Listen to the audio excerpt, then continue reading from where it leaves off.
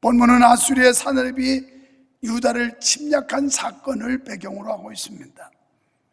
사내립이 유다를 1차 침략했을 때 히스기야는 상당한 공물을 바치면서 평화조약을 체결을 해요. 어느 정도였느냐? 예루살렘 성전 곳간에 있었던 금은 보화를 다 줍니다. 그리고 기둥에 몇 기로 올렸던 금칠했던 금까지 다 베껴서 보내요. 그런데 평화조약이 유지되질 않습니다.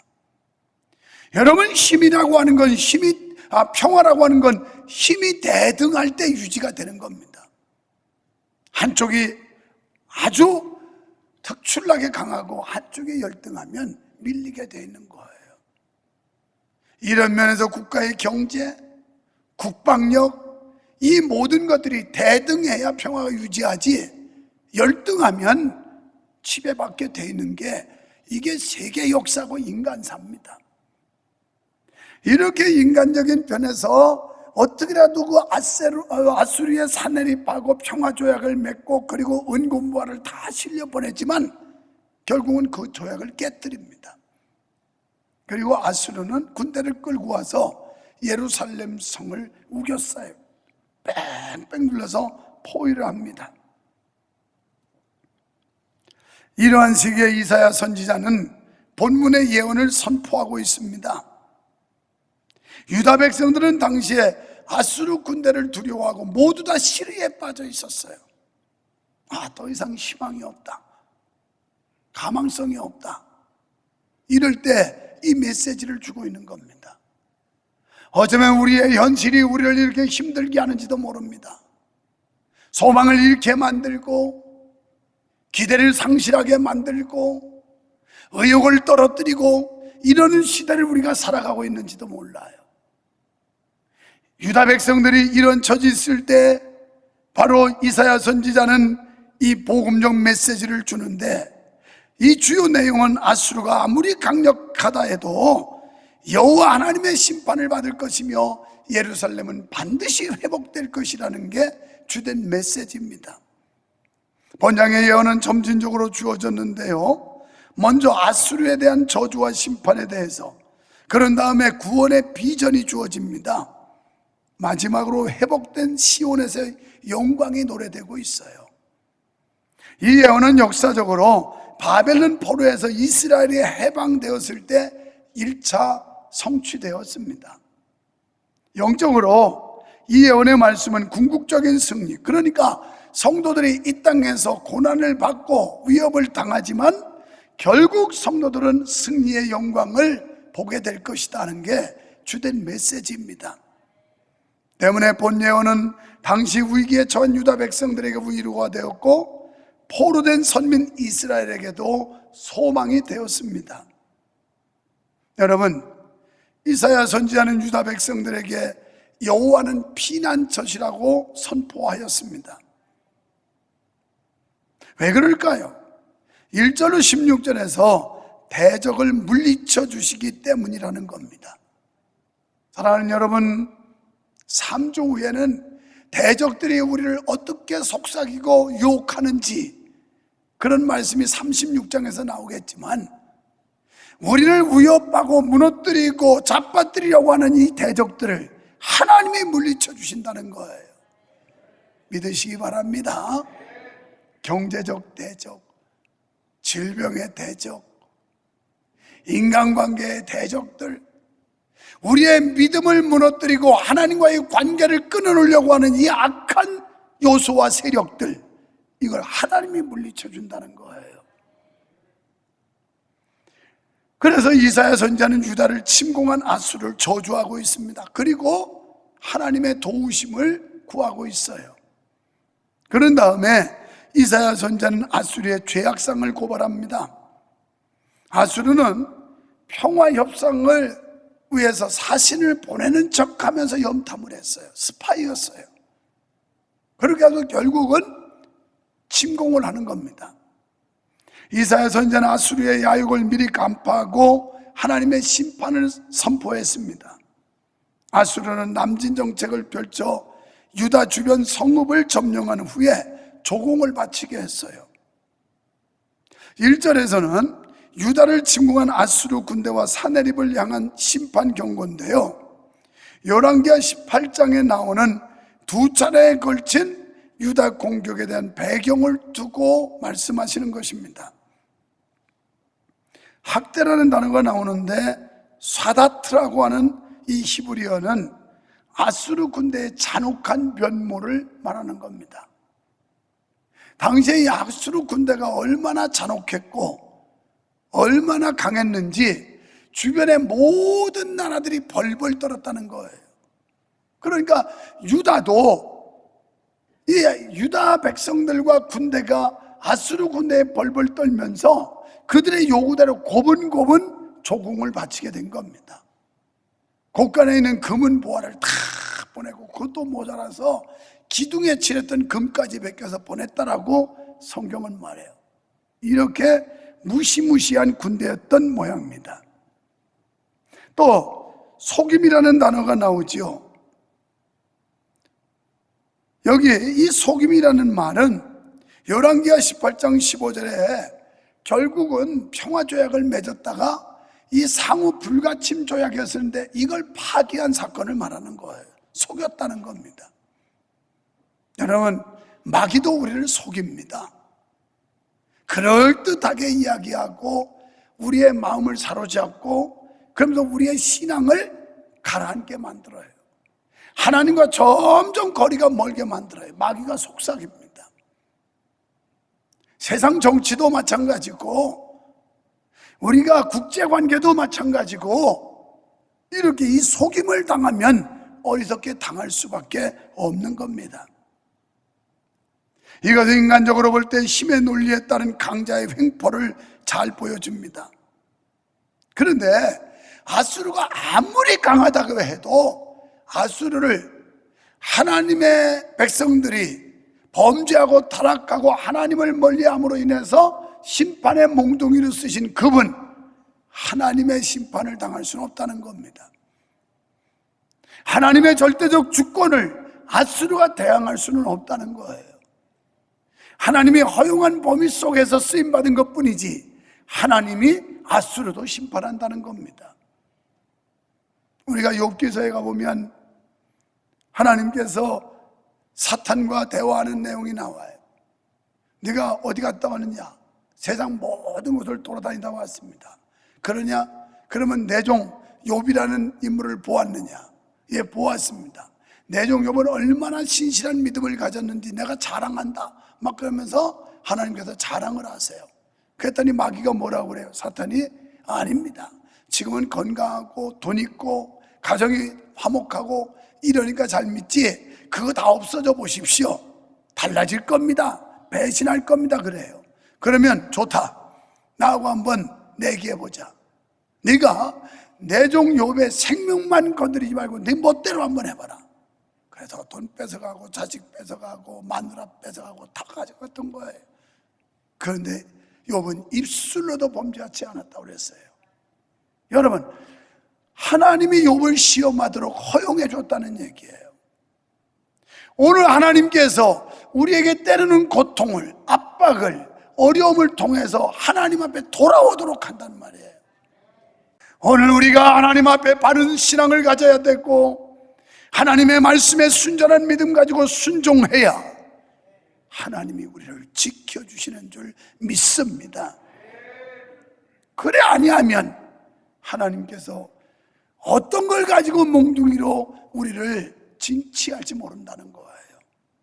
그러면 이 아수르는 하나님의 백성들이 믿음에 올곧게 서지 못함으로 인해서 일시적으로 쓰임받았던 그런 나라예요. 아무리 강대국이라도.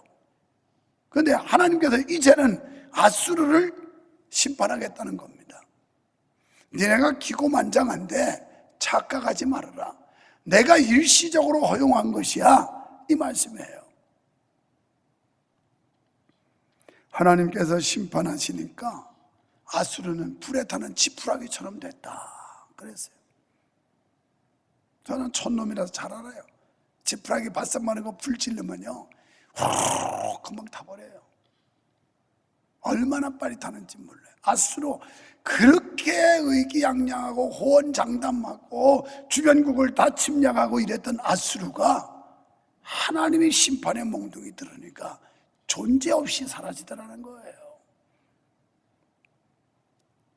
실제로 유다를 침공했던 아수르는 열왕기하 19장에서 보면 18만 5천 명이라고 하는 어마어마한 군대 수가 하룻밤 사이에 싸늘한 시체로 다 돌변해요.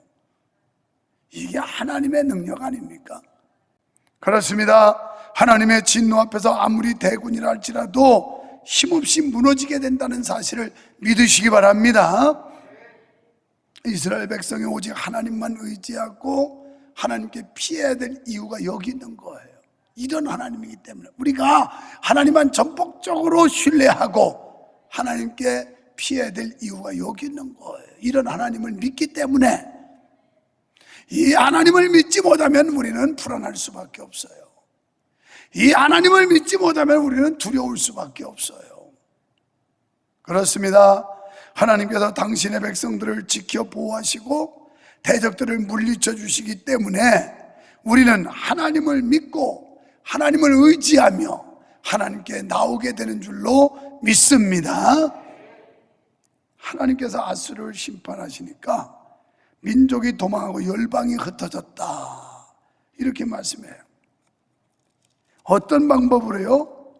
이 말씀은 열왕기하 19장 35절에서 말씀하는 18만 5천이 몰살한 사건입니다. 어떤 방법일까요? 3절에 보니까 오늘 진동시키시는 소리로 인하여 민족들이 도망하며 주께서 일어나심으로 인하여 열방이 흩어졌나이다, 이렇게 말씀하고 있어요. 하나님의 역사죠. 하나님의 능력이죠. 이 진동시키는 소리로 말미암아 군대가 다 죽고 그리고 열방이 도망갔다, 이 말은 아수리의 연합군대를 말해요. 여러 나라를 모아서 연합군대를 결성하고 지금 침략해서 쳐들어왔는데 이게 전부 퇴각해가지고 본토로 본국으로 돌아갔다는 거예요. 그러자 자연히 그들이 약탈한 노략물은 어떻게 될까요? 노략물을 챙겨가지도 못하고 다 놔두고 죽거나 아니면 혼비백산해서 도망갔어요. 그래서 그 노략물은 다 유다로 돌아왔다, 이 말씀이에요. 빼앗겼던 것을 다시 찾으리라. 사랑하는 여러분, 하나님께 우리가 정신 차리고 믿음으로 바로 서면 잃었던 걸 다시 회복하는 역사가 있을 줄 믿습니다. 빼앗겼던 걸 다시 찾아오는 역사가 일어날 줄 믿습니다.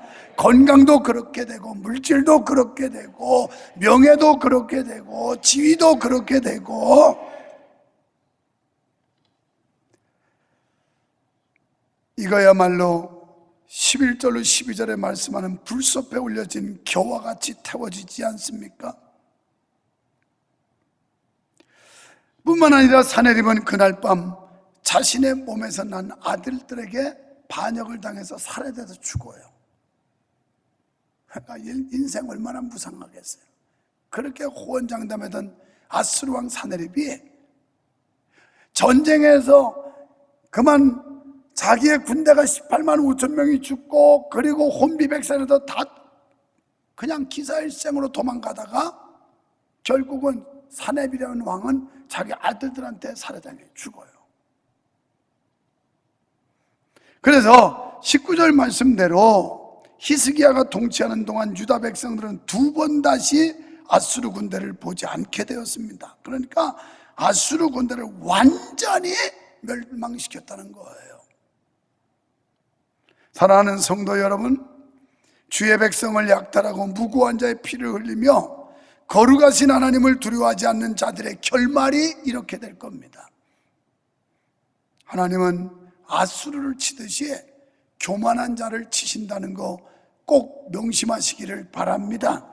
시편 147편 6절에 여호와는 겸손한 자를 붙드시지만 악인은 땅에 엎드러뜨리겠다고 그랬어요. 잠언 3장 34절에 여호와는 거만한 자를 비웃으신다고 그랬습니다. 그리고 겸손한 자에게 은혜 베풀어 주신대요. 요새 같은 때 하나님 은혜 받아야 살아요. 하나님의 은혜 내려주셔야 살아요. 교만하거나 거만하면 망한다는 거예요. 야고보서 4장 6절에 하나님은 교만한 자는 물리친대요. 겸손한 자에게 은혜 주신다고 그랬습니다. 그리고 두 번째로 17절로 24절에서 그러면 상대적으로 주님을 의지하는 자에게 평화와 안식을 주신다고 그랬어요. 이사야 선지자는 주의 진노의 불심판을 피하기 위해서 주의 백성들이 어떻게 살아야 될 것인가에 대한 교훈을 주고 있는 겁니다. 왜냐하면 아수리에 임한 심판이 하나님의 백성이라고 해서 예외일 수 없다는 거예요. 우리도 상대적으로 교만하면 이런 하나님의 진노 받는다는 거예요. 끝까지 완악하고 고집부리고 불순종하고 하나님 앞에 고분고분하지 않으면 하나님이 심판한다는 거예요. 하나님의 백성도. 이게 지금 역사적으로 이사야서를 계속해서 보면서 하나님이 주시는 메시지 아닙니까? 하나님의 백성들도 무자비하고 신실하지 못하면 주의 심판을 면치 못한다는 말씀입니다. 그래서 선지자는 14절로 15절에서 특별히 의로운 생활에 대해서 교훈하면서 불경건한 행실, 여기에서 두려운 마음을 가지라는 거예요.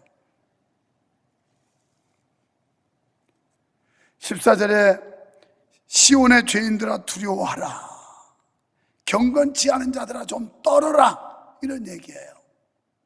하나님을 무서워하지 않고 만홀히 여기는 깔보는 자들아 두려워하라, 무서워하라. 누가 삼켜는 불과 함께 거하지. 그러니까 하나님의 심판의 불을 누가 피하겠느냐는 거예요. 그 누가 이길 수 있겠냐는 거예요. 15절에 때문에 오직 의롭게 행하라는 거죠. 정직히 말하라는 겁니다. 토색한 재물을 가증히 여기래요. 손으로도 뇌물 받지 말래요. 귀를 막아 피 흘리는 자를 꾀를 듣지 아니하는 자. 이거 시편 1편과 맥을 같이 하지 않습니까? 복 있는 사람은 악인의 꾀를 쫓지 않고 죄인의 길에 서지 않고 오만한 자의 자리에 앉지도 않고 오직 여호와의 율법을 즐거워하는 자로다. 이게 복 있는 사람이라는 거예요. 이런 경건하지 못한 이런 행위들, 이런 걸 추종하지 말고, 이런 거 친하게 여기지 말고 오직 하나님의 말씀 앞에서 경건하게 믿음의 도리를 가지고 살라는 겁니다. 이 말씀 제대로 지키면 어떤 축복이 있는가? 16절에 보니까 그런 사람들, 그러니까 15절에 이런 걸 금하고 믿음 안에 바로 사는 사람은 16절에서 높은 곳에 거하게 하고 견고한 바위가 보장이 되고 양식이 공급이 되고 물은 끊쳐지지 아니하리라. 축복의 말씀이죠. 이런 은혜 다 받으시기를 축원합니다. 20절에서 또 말씀하기를 이사야 선지자는 이 안전한 처소가 바로 예루살렘이라고 말해요. 예루살렘. 이렇게 하나님의 도성 예루살렘에 머무는 자만이 주님으로부터 보호와 인도를 받는다는 거예요. 주님 품에. 주의 친절한 팔에 안기세 우리 마음이 평안하리니 항상 기쁘고 복이 되겠네 영원하신 팔에 안기세 주의 팔에 그 크신 팔에 안기세 주의 팔에 영원하신 팔에 안기세. 주님 팔에 안기라는 거예요. 왜요? 시편 91편 4절에 보면 여호와께서 그 깃으로 우리를 덮어준대요. 안전하게 지켜주신대요. 그 날개 아래 피하래요. 우리가 하나님 품에 안기면 하나님이 절대자일진데 하나님이 망하지 않는 한, 하나님이 죽지 않는 한 우리도 안전할 줄로 믿습니다. 그래서 그 깃으로 우리를 품어준다는, 주의 날개 아래 피하라는 거예요. 피하라는 거. 자꾸 사람 생각, 사람 방법 하지 말고 하나님 방법으로 하나님 앞에 피하면 이게 사는 길이에요. 이게 사는 길. 할렐루야. 24절에 보니까 예루살렘에 거하는 자들은 병들었다 하지 아니하리라. 아수르에게 보여된 예루살렘은요, 실상 보급로가 차단됐었어요. 급수가 끊어졌어요. 그러니까 성 안에 있지만 결국 장기전하면 굶어 죽고 목말라 죽게 돼 있었어요. 하나님께서 기적적으로 그 아수르 군대를 18만 5천 죽이지 않았으면 꼼짝없이 성 안에 갇혀 죽을 수밖에 없는 상황이었어요. 그런데 여기 24절에서는 이제는 다시는 병들지 않는다. 그러니까 굶주림과 질병으로 고초를 겪지 않는다는 겁니다. 잠깐 후면 예루살렘은 다시 회복되고 주의 백성들은 결코 질병으로 고초를 겪지 않게 된다는 약속이에요. 사랑하는 여러분, 하나님이 여러분 가정을 지켜주시고 하나님이 여러분의 사업을 지켜주시고 여러분의 직장을 지켜주시고 여러분의 자녀를 지켜주실 줄 믿으시기 바랍니다. 혹시 기왕에 몸에 병 들었더라도 이제 다시는 이런 일이 없으리라는 이 약속대로 더 이상 재발하는 일도 없고 병이 더 새치는 일도 없고 아멘 하는 사람만 그렇게 될 거예요. 왜냐하면 여호와의 말씀이 선포될 때 아멘 하여 영광을 돌리더라 했는데 성경에 가만히 뭐 꿀먹은 벙어리처럼 하는데 뭐 다시 재발도 될 거고 더 병이 더 세지기도 할 거고 할 수 없어요. 아멘 안 하니까.